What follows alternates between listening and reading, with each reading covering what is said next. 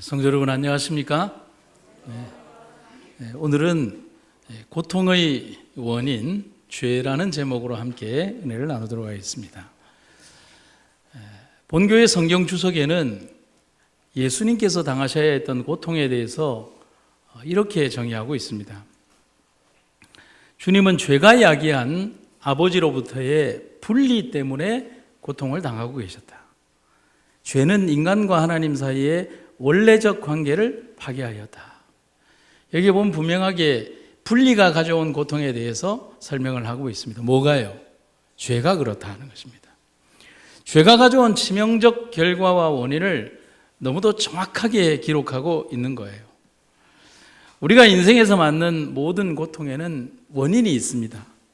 성경은 그것을 죄 때문이라고 이야기를 합니다. 죄가 없었다면 우리는 인생에서 당하는 모든 슬픔이나 고통에 접근하지 않았을지도 모릅니다. 죄는 우리를 탐욕스럽게 만들고, 죄는 우리를 비겁하게 만들고, 죄는 우리를 거짓을 말하게 하고, 죄는 우리를 병들게 하고, 결국은 하나님과 우리 사이에 분리의 장막을 만든다는 거예요. 그래서 다윗은 이렇게 노래합니다. 어떤 사람들은 반항하다가 어리석은 자가 되었으며 죄를 짓다가 어려움을 겪게 되었습니다. 이 글에 대한 성경 주석은 이렇게 설명을 합니다. 죄는 거기에 빠지는 사람에게 무엇을 가져다 준다? 고통을 가져다 준다. 그것은 한순간의 거짓된 쾌락을 약속할지는 모르나 결국 고통과 근심을 가져온다. 죄는 결국 우리에게 쾌락이라는 미끼를 통해서 무엇을 가져다 준다는 거예요? 고통을 가져다 준다는 거예요. 문제는 죄가 가져온 고통은 한 사람의 고통으로 끝나지 않고 그가 속한 가족과 공동체 모두에게 엄청난 고통을 준다는 것이 문제인 겁니다. 그게 더 큰 문제라고 할 수가 있죠. 우리는 오늘 한 사람의 이야기를 보게 됩니다. 아간이라는 사람입니다. 그의 이야기를 통해서 우리의 신앙을 한번 재조명하는 기회가 되기를 간절히 바랍니다. 여호수아 7장 1절에는 이런 말씀이 있어요. 이스라엘 자손들이 바친 물건을 인해서 범죄했다. 먼저 이 말씀을 전개해 가기 전에 여호수아 6장의 이야기를 먼저를 하면, 여호수아 6장은 여리고성 공략이라는 엄청난 전과를 올린 감격적인 장면입니다. 그래서 6장 마지막 절에 뭐라고 기록이 되어 있냐면, 여호와께서 여호수아와 함께 하시니 여호수아의 명성이 그 온 땅에 퍼지니라.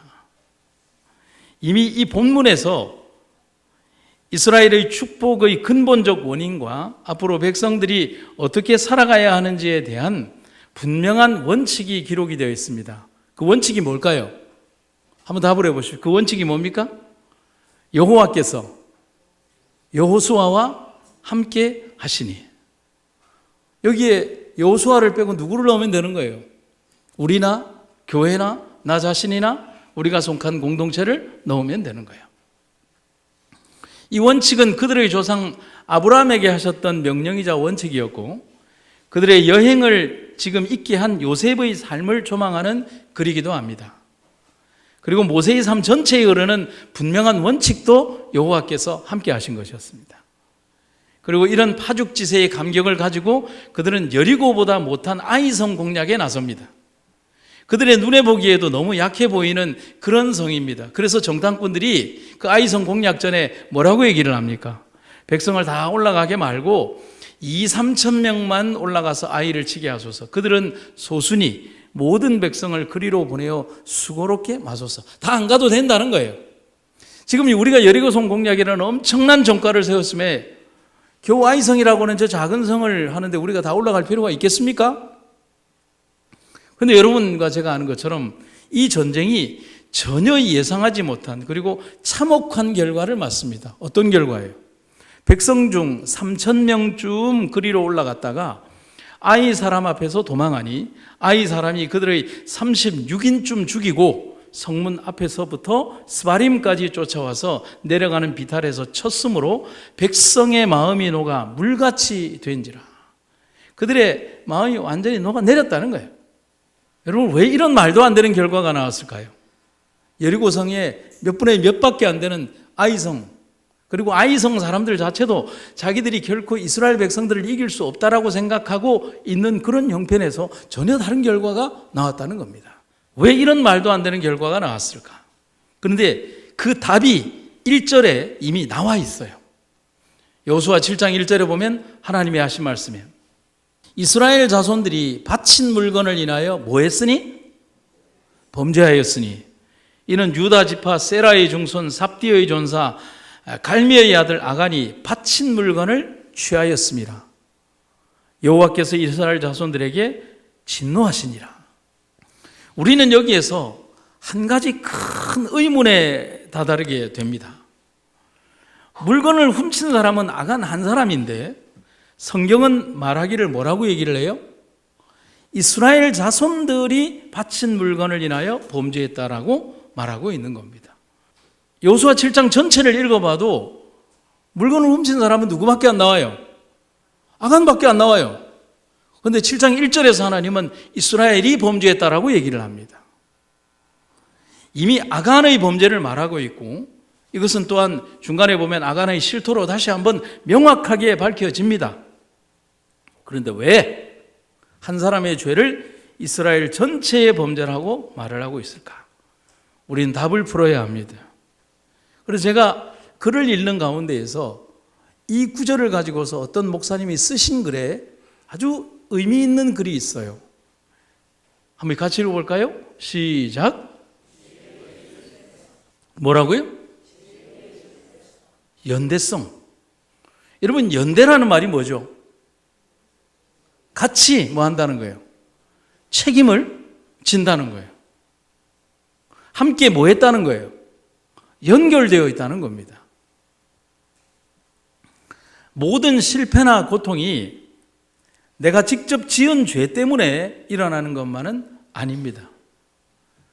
그래서 우린 여기에서 구약 성경의 한 부분을 들여다볼 필요가 있는데, 죄는 개인적이기도 하지만 공동체적이기도 하다는 사실이에요. 다른 사람의 죄로 말미암아 자신이 고통을 당할 때도 있습니다. 하나님께 바친 물건을 훔친 것은 분명 아간 한 사람의 죄입니다. 그러나 성경은 분명히 이를 이스라엘의 죄라고 규정을 합니다. 왜 그래야만 할까? 구약 성경은 인간을 하나하나의 개별적 존재로 보기보다는 집단적이고 공동체적인 존재로 보는 경향이 굉장히 강합니다. 오늘 말씀처럼 아간 한 사람의 죄 때문에 전체가 벌을 받습니다. 여러분, 이 교회에 어려움이 닥치면 그 한 사람만 아픕니까? 아니죠. 교회 전체가 아파요. 한 사람의 고통이 한 사람의 고통으로 끝이 납니까? 아니요. 공동체의 고통으로 갑니다. 가족 중 한 사람이 병들면 그 한 사람만 아픕니까? 아니요. 가족 전체가 고통 가운데 들어가는 거예요. 아간 한 사람만 심판받으면 되지 왜 36명의 다른 목숨이 희생을 당해야 하며 또 아간의 그 가족 전부 다가 다 함께 돌에 맞고 몰살당하고 심판을 당해야 하는가? 도저히 이해가 되지 않는 거예요. 그러나 성경의 느헤미야를 비롯한 지도자나 선지자들이 기도할 때 보면 본인은 죄를 범한 적이 없는데 항상 이런 표현을 관용적으로 하는 장면이 있습니다. 나와 나의 아비집이 범죄했다. 이는 단지 겸손함의 표현이 아니에요. 실제적인 고백이라는 겁니다. 그것은 자기 조상과 강한 연대의식을 가지고 있었던 것입니다. 여러분, 우리 교회라는 공동체는, 믿음의 공동체는 함께 하는 거예요. 물론 구원은 개별적인 한 사람 한 사람의 구원이겠지만은 이 공동체라고 하는 것은 뭐냐면 기쁨과 슬픔과 고통과 어려움과 눈물과 아픔들을 함께 나누는 거예요. 나는 저 사람과 별개의 사람이 아니라 우리가 함께 이 모든 어려움들을 이겨나가기 위해서 교회라는 믿음의 공동체 안에서 모여드는 거예요. 맞나요? 그렇지 않을 것 같으면 여러분들은 왜 교회를 나옵니까? 여러분 조금 억울하다고 생각하십니까? 여러분이 아간과 함께 속해 있었던 공동체 속에서 내 사랑하는 아들이 전쟁에 나갔다가 아무런 이유도 없이 그 36명 안에 끼어 있었다라고 하면 얼마나 고통스럽고 억울한 일일까요? 그런데 여러분, 이 장면을 한번 보시죠. 같은 바구니에 담긴 과일이라고 한번 생각해 봅시다. 하나의 과일이 썩으면 하나로 끝나지 않습니다. 썩은 과일은 다른 과일도 썩게 만드는 거죠. 신선도도 현저히 떨어지게 됩니다. 공동체는 그런 거예요. 그래서 나 한 사람의 믿음과 정직 그리고 올바름이 그렇게 중요한 겁니다. 여러분, 올바른 신앙인으로 내 자신이 선다는 것은 다른 사람을 이끌어줄 수 있는 그런 사람이 되는 거예요. 나 자신이 정말 믿음 가운데 서야만 다른 사람을 올바르게 이끌어줄 수 있는 그런 사람이 되는 거예요. 나 한 사람의 올바름이 다른 사람을 이끌어줄 수 있는 것처럼 나 한 사람의 거짓됨이 다른 사람을 불행하게 만들 수 있다는 사실을, 이 교회를 불행으로 이끌어갈 수도 있다는 사실을 우리는 분명히 책임감을 가지고 이 교회에 와야 한다는 사실입니다. 영감의 기별 한번 보시겠습니다. 아간과 관련된 모든 사람들이 왜 함께 하나님의 형벌을 받게 되었는가 하는 이유를 생각해 본 일이 있는가? 그것은 그들이 하나님의 율법의 높은 표준 가운데 나타나 있는 지시에 따라 그를 훈련시키고 교육하지 않았기 때문이다. 아간의 부모는 하나님의 말씀을 불순종해도 괜찮다고 느끼도록 그런 방법으로 아간을 교육시켜 왔다. 그 징벌은 그 범죄 가운데 모든 가족이 다 관련되었다는 사실을 나타내고 있다. 우리는 자식을 잘 키우기 위해서 눈물과 기도로 얼마나 하나님 앞에 기도합니까? 그럼에도 불구하고 우리의 자녀들이 때로는 교회를 나올 때도 있고 못 나올 때도 있고 하는 그런 고통 가운데 성 어거스틴처럼 평생을 그 아들을 위하여 기도한 그 기도의 결과로 성 어거스틴이 하나님 앞으로 돌아옵니다. 우리의 부모들 중에 그런 기도를 드리는 분 얼마나 많습니까? 그런데 아간의 부모는 그렇게 하지 않았다는 거예요.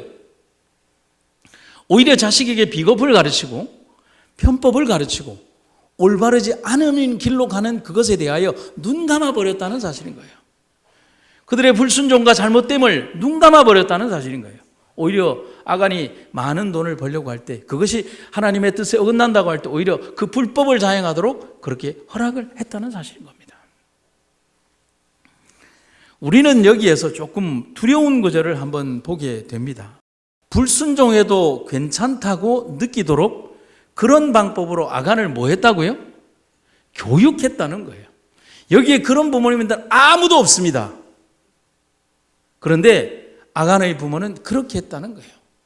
그래서 아간과 함께 그의 모든 가족들이 그런 참혹한 결말을 맞게 되었다는 것입니다. 어쩌면 그 정도는 괜찮다는 생각이었을지도 모릅니다. 하지만 이 구절을 한번 봅시다. 배양된 죄는 습관이 된다. 반복에 의하여 강화된 죄는 곧 지배적인 영향을 발휘하여 모든 다른 고상한 능력을 복종케 한다. 저는 영감의 기별을 읽으면서 정말 이 구절이 무서웠어요. 우리 사람들이 습관적으로 죄를 배양하고 있다는 거예요. 반복되어서 그 죄가 강화되고 있다는 것입니다. 결국은 그렇게 반복되고 습관화된 그 죄들은 우리의 자녀들은 물론 우리 자신에게 우리의 모든 품성을 덮어버리는 엄청난 결과로 우리들에게 오게 된다는 것입니다. 아간의 범죄 속에 담긴 오래고 긴 그리고 타협된 정신들의 무서운 결과들을 잊지 말아야 하는 겁니다. 그래서 아간의 범죄는 그 하루의 범죄가 아니라 그의 생애 속에서 학습되고 교육되고 반복되고 또 반복되고 반복되어 온 그 모든 결과들이 그날 그렇게 드러났다는 겁니다. 하나님은 한 번의 죄에 대하여 이렇게 참혹한 결정을 내리지 않으신다는 사실인 거죠. 우리가 살아갈 세상은 더 많은 유혹과 세상의 매력들이 우리에게 손짓할 겁니다. 함께 이겨나가야 합니다. 서로에게 힘을 주고 서로의 기름을 확인시켜주고 서로의 영적 잠을 깨워가며 이 믿음의 공동체가 사랑으로 연합하고 각성하도록 성도 여러분, 우리 함께 믿음과 사랑의 삼겹줄을 든든히 하는 여러분과 제가 되기를 간절히 바랍니다. 여호수아 7장 21절에 보면 이런 구절이 있어요.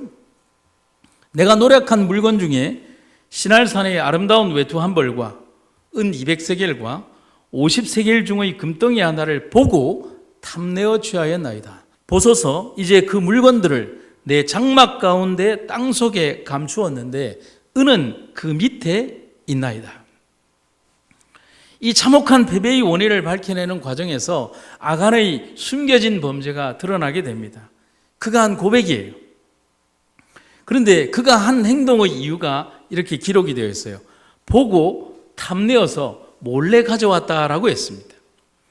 그리고 그 은밀한 행동을 숨겨야 했기에 내 장막 가운데 땅 속에 감추었다라고 고백을 합니다. 여러분, 떳떳한 일이었다면 사람들 보는 가운데서 가져왔을 것이고 감출 필요가 있었을까요? 당당하게 자랑하지 않겠습니까? 정당한 일이라면 이럴 필요가 있었을까? 욕심의 크기만큼 값비싼 은은 더 깊이 더 아래에 감추는 장면을 보게 됩니다. 그래서 은을 그 아래에 넣었다는 사실은 자신의 탐욕의 깊이가 더 깊어지는 장면을 복선적으로 보여주고 있는 겁니다. 우리는 여기에서 질문하게 됩니다. 아간에게는 기회가 없었을까? 여러분 어때요? 아간에게 한번 기회를 주었으면 좋지 않을까요? 여러분 그렇게 생각지 않으십니까? 그래서 제가 성경을 가만히 한번 보니까 저의 생각이 잘못됐어요. 아간에게는 충분한 회개의 시간이 있었다는 사실인 거예요.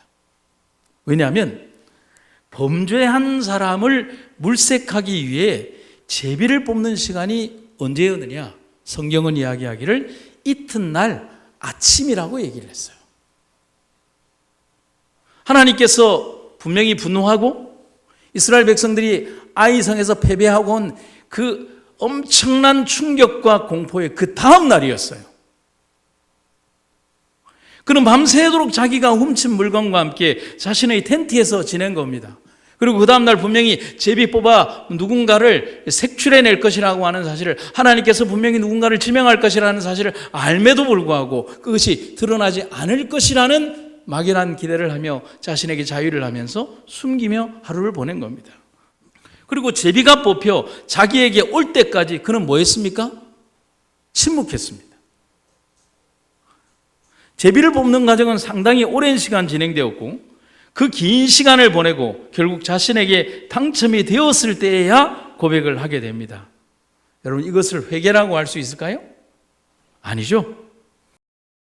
왜 그는 올바른 선택을 하고 회개의 길로 돌아서지 못했을까?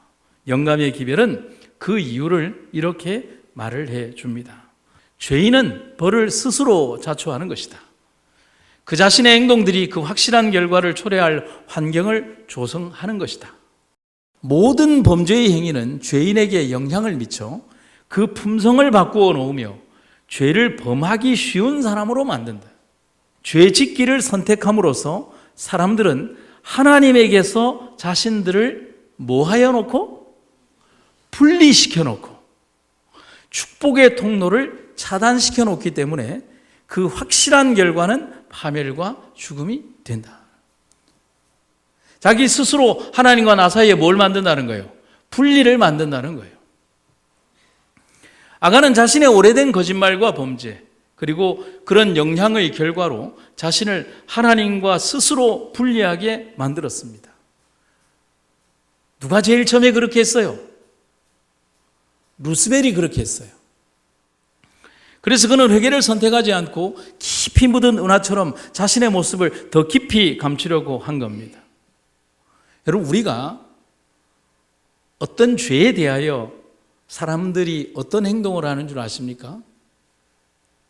자신의 잘못을 자신 있게 용서를 구하는 사람보다는 변명하고 가리고 감추고 화를 내는 사람들이 훨씬 많습니다. 여러분 우리가 하나님 앞에 우리의 은밀한 죄를 그 누구도 숨길 수가 없어요. 아담과 하와가 금지된 금단의 실과를 먹고 난 이후에 그들이 어떻게 했습니까? 하나님이 서늘한 그늘 저녁에 오실 때 그들이 하나님 앞으로 나간 것이 아니라 나무 뒤에 숨었어요. 하나님 뭐라고 합니까? 아담아 아담아 네가 어디 있느냐? 우리가 벗은 것이 부끄러워 숨었습니다. 하나님 뭐라 하시죠? 누가 너의 벗었음을 일렀느냐? 영감의 기별과 본교의 성경 주석은 얘기를 합니다. 그들이 금단의 실과를 먹었을 때 그들에게 있었던 하나님께서 입혀주셨던 영광의 옷이 사라져 버렸다라고 말입니다. 여러분, 아간이 그런 선택을 한 원인을 두 가지로 영감의 기별은 부언해서 말을 해줍니다. 첫째는 아간은 자신의 행동이 사소하고 하찮은 일이라고 생각을 했어요. 뭐 이게 대단한 일이라고. 그 많은 전리품들 가운데에서 내가 좀 갖고 싶은 것이 죄냐라고 얘기한 거예요. 아간은 아무 부담도 느끼지 않았음. 아간은 매우 작은 일이라고 생각했던 것이 이스라엘의 책임 있는 사람들에게 큰 고통과 슬픔의 원인이었습니다. 두 번째는 그는 그 일에 아무런 책임감이 없었다고 했습니다. 아간은 그 일의 책임을 하나도 느끼지 않았다. 그는 그 일을 매우 차갑게 취급하였다. 우리는 그가 괴로움을 느꼈다는 의미가 담긴 말을 한마디도 찾아볼 수가 없다. 그는 죄의 고백과 영혼의 겸비로 잘못을 옳게 바로 잡아보려는 아무런 생각을 가지고 있지 않았다. 성도 여러분, 어떤 일에 대하여 조금이라도 고민하고 조금이라도 생각하고 조금이라도 올바른 생각을 한다면 이런 행동을 했었을까요? 영감의 기별자는 우리에게 우리가 어떤 사람이 되어야 할 것인가를 이렇게 말해주고 있습니다. 백성들의 죄의 무게를 가장 예민하게 느끼는 사람, 그리고 주의 충만으로 인하여 영혼의 고통을 느끼면서 기도하는 사람은 그 일에 책임을 가진 사람들이다. 완전한 사람은 없죠. 완전할 수도 없고, 완전하다고 하는 것 자체가 불완전함을 얘기하는 겁니다. 실수할 때, 잘못을 했을 때, 오류가 있을 때, 판단이 잘못되었을 때 그 즉시 무릎을 꿇고 하나님 앞과 인간의 자신의 죄를 고하면 어떤 문제도 없어진다는 사실인 것입니다. 성도 여러분, 우리의 삶에서 우리의 부족함을 하나님 앞에 아낌없이 아뢰는 우리가 되기를 간절히 바랍니다. 아간의 행동과 선택으로 답답한 마음으로 여러분들이 돌아서야 되겠습니까? 여호수아 7장을 보면 답답한 마음밖에 없잖아요. 그런데 우리는 말씀에서 그 말씀에 담긴 그 사건과 하나님의 섭리하심에 담긴 복음을 안고 돌아가야 합니다. 그 복음이란 뭔가? 다시 한번 이 글을 보시죠. 읽어볼까요? 시작. 의의 연대성. 아까 우리가 뭐라고 읽었죠? 죄의 연대성. 그럼 지금 뭐라고요? 의의 연대성이라는 거예요. 우리가 죄의 연대성을 배웠다면 더 귀한 진리 또한 배워야 하는데 의의 연대성 역시 알고 기뻐해야 하는 겁니다. 나 혹은 우리가 범죄했을 때 나는 어떻게 구원받을까요? 스스로 구원받을까요? 아닙니다. 오 목사가 기도하면 되나요? 아닙니다. 중세시대는 사제가 기도하면 죄의 용서를 받는다라고 했지만 그 사제 역시도 죄인임을 그들은 모르고 기도한 거예요. 로마서 6장 23절에서 뭐라고 얘기합니까? 죄의 삭은 사망이기에 우리에게 남은 것은 영원한 죽음밖에 없어요. 우리가 선택할 수 있는 최종의 목적지는 죽음밖에 없는 거예요. 그것이 첫 번째 죽음뿐 아니라 두 번째 죽음까지도 우리는 당할 수밖에 없는 존재죠. 하지만 우리는 그렇게 죽지 않습니다. 우리를 위해 다른 누군가가 그 삭을 이미 지불했기 때문입니다. 감사하십니까? 바로 우리 예수님이 온 인류를 구원하기 위한 희생양이 되셨습니다.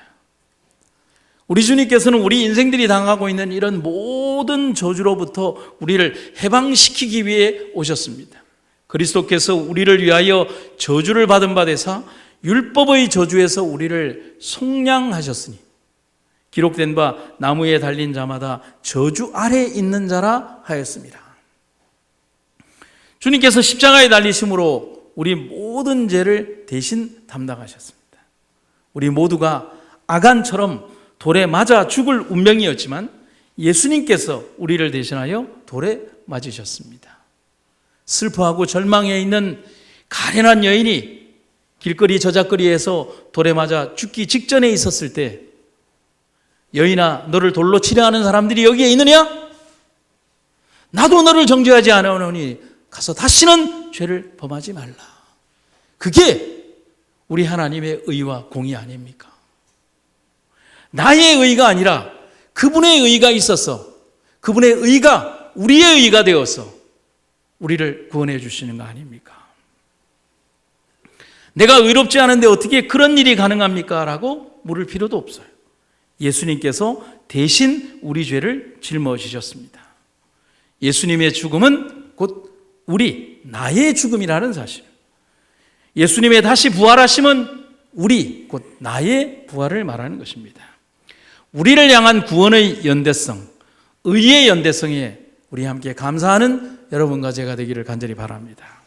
그래서 우리 주님은 아간이 죽은 아골골짜기와 같은 곳을 소망의 문으로 바꾸어 주셨다라고 호세아 선지자는 말을 합니다. 죄의 자리가 의의 자리로 바뀌어지는 것. 아간 한 사람의 범죄로 말미암아 이스라엘의 패배가 주어졌다면 예수 그리스도 한 분의 희생으로 말미암아 우리에게 구원과 부활의 승리가 주어졌습니다. 우리는 아골골짜기에서 우리 죄의 심각함을 보면서 동시에 우리를 대신해서 사망의 고통을 대신하신 그리스도의 사랑을 보게 되는 것입니다. 성도 여러분, 오늘 우리가 그리스도의 원대한 사랑과 은혜 가운데 살아가고 있음을 잊지 마시기를 간절히 바랍니다. 우리의 삶은 비록 살아가는 기간 내내 죄의 결과가 주는 고통과 아픔과 변리와 질병과 수치와 고통과 모욕과 아픔이 우리를 괴롭고 힘들게 만들게 하겠지만, 그러나 십자가의 사랑과 은혜가 다함이 없는 은혜로 우리에게 소망 주실 것을 기쁨으로 여기는 여러분과 제가 되기를 간절히 바랍니다. 1800년대에 독일 트리에라는 곳에 자기 아버지에 대해서 자랑스러운 긍지와 자부심을 가진 유대인 소년이 살고 있었습니다. 유대교 신앙을 가진 그의 부모는 열성 있는 신자였기 때문에 안식일마다 열심히 회당에 참석해서 11조하고 예물을 드리면서 경건한 신앙생활을 하는 유대인이었고, 자녀들에게도 그렇게 하도록 가르쳤습니다. 또한 이 아이들도 자신들의 신앙과 아버지가 보여준 신앙적 열성에 깊이 감동을 하며 그것을 최고의 자부심으로 알고, 비록 편견이 있었지만 편견을 견디며 자랐습니다. 그러다가 이 소년이 10대가 되는 때에 가족들이 다른 마을로 이사하게 되었는데, 새로 이사한 마을에는 유대교 회당이 없고 개신교인 루터파 교회뿐이었습니다. 아이들은 생각했어요. 그러면 당연히 우리가 집에서 예배를 드리게 되겠구나. 짐들을 정리하고 새로운 사업을 시작한 아버지가 가족들에게 어느 날 갑자기 이런 얘기를 합니다. 얘들아, 다음 주부터 우리들은 루터파 교회에 출석하자. 갑작스런 부친의 태도에 놀란 소년이 우리가 교회를 옮겨야 하는 이유가 뭐냐고 물었더니 아버지의 대답이 아이에게 너무나 큰 충격이었어요. 그것은 우리의 사업에 도움이 되기 때문이야. 여기서 잘 살아가기 위해서는 그렇게 할 수밖에 없단다. 이와 같은 아버지의 말에 소년이 너무 당황하고 너무 아버지에 대해서 실망하게 되었어요. 아버지의 신앙이 겨우 저런 지푸라기 신앙이었는가. 그 실망은 점차 신앙에 대한 회의와 의심으로 변하게 되었고, 그 의심은 결국 성장하고 자라면서 그의 신앙의 뿌리를 뿌리채 뽑아버리게 되었습니다. 어릴 때는 억지로라도 아버지와 함께 루터파 교회에 출석했지만 머리가 커지고 성장하면서부터는 하나님을 완전히 부정하게 되어버린 거예요. 청년으로 성장한 그는 독일을 떠나서 영국으로 건너가서 자기 나름의 공부를 시작하는데, 무언가에 이렇게 몰두하게 된 그 청년이 날마다 영국의 대형 박물관에 앉아서 철학을 연구하기 시작하는 거예요. 그래서 명철했던 이 청년은 방대한 양의 그 헤겔의 철학을 연구를 하면서 그 사상을 전부 다 정리를 해서 한 책을 썼는데, 법철학 비판이라는 책을 만들었는데, 그 주된 내용이 뭐냐면, 첫째, 하나님의 존재 부정, 둘째, 인간의 양심 부정, 셋째, 종교는 아편에 불과한 것이라고 하는 법철학 비판이라고 하는 엄청난 책을 저술을 하게 됩니다. 결국 아버지의 편협하고 잘못된 욕심이 낳은 결과가 이렇게 아이를 몰고 간 겁니다. 그리고 이 청년이 30살이 되던 1847년 그는 엥겔스라는 사람과 함께 영국 런던에서 선언문을 발표를 하는데, 공산당 선언문을 발표를 합니다. 바로 이겁니다. 이게 자필 원고입니다. 이 소년이 누군 줄 아십니까? 이 소년이 바로 공산주의 이론의 창시자 칼 마르크스입니다. 그는 유대인 신실한 집안에서 태어난 믿음의 자녀에서 출발한 아이였습니다. 왜 이렇게 되었을까요? 부모의 위선적인 종교 생활이 엄청난 무서운 결과를 초래하게 되었다는 겁니다. 그 선언은 레닌의 10월 혁명의 사상에 기초를 주게 되고 10월 혁명은 칼 마르크스의 사상에 기반한 20세기 최초이자 세계 최초의 공산주의 혁명이 됩니다. 인류의 비극의 탄생은 너무 작은 것에서 출발했어요. 아버지의 잘못된 선택 하나가요. 결과적인 과정이긴 하지만 만일 이 소년이 참된 믿음의 사람으로 자랄 수 있었다면 세상의 역사는 얼마나 달라질 수 있었을까? 부모의 거짓된 신앙과 이익을 쫓는 비겁함이 인류 최대의 비극적 자산을 남기는 결과를 가져다 주었다는 거예요. 그래서 데모노 톨스토이는 이런 얘기를 합니다. 그릇된 믿음이 우리의 모든 불행을 자초한다. 성도 여러분, 영감의 기별은 아주 심각하고 도전적인 글을 우리에게 줍니다. 역사는 반복될 수 있으며 인류는 망각의 범죄를 저지를 수 있다. 우리의 내면에 있는 고통의 원인은 죄에서 시작이 됩니다. 우리의 삶을 더욱 경성케 하여 십자가를 바라보고 승리하는 이들이 됩시다. 이런 설교를 30년에서 50년은 들으셨을 겁니다. 그럼에도 우리는 불구하고 망각의 세계 속에서 잊어버리며 살아가고 있는 것은 아닙니까? 성도 여러분, 오직 십자가를 바라보며 믿음으로 승리할 수밖에 없다는 사실을 기억을 하고 우리를 옥죄는 이 모든 고통인 죄로부터 자유하게 되는 여러분과 제가 되기를 간절히 바랍니다. 하나님의 선언으로 말씀을 마치겠습니다. 이렇게 하여 하나님께서는 세상의 주권과 능력을 꺾으시고 온 세상 사람들에게 십자가를 통한 승리를 보여주셨습니다. 세상이 죄의 권세 아래에 있지만 우리는 죄의 권세 아래에 있는 이 세상 속에서 승리하는 백성이 될 것입니다. 죄의 결과가 가져다주는 고통이 우리의 삶을 지배하고 있지만 우리는 그 고통 아래에 있는 것이 아니라 고통을 극복하고 승리하여 주님의 영원한 나라에 이르게 될 것입니다. 자유하고 승리하며 주님의 영광의 나라에 이르는 여러분과 제가 되기를 주의 이름으로 축원합니다. 십자가의 사랑과 은혜가 우리를 승리케 하시고 이 죄된 세상에서 하나님의 의로운 백성으로 만들어주신 주의 은혜를 감사드립니다. 오늘 우리의 삶이 비록 고통 가운데 있지만 죄의 가운데에서 승리케 하시는 하나님의 위대하신 사랑에 굴복하는 우리가 되게 하여 주시옵소서. 오늘 우리를 이끌어 주신 하나님의 위대한 사랑과 은혜를 감사드리며 오늘도 주님 안에 생애하는 우리가 되게 하여 주시옵소서. 예수님 이름으로 기도드립니다.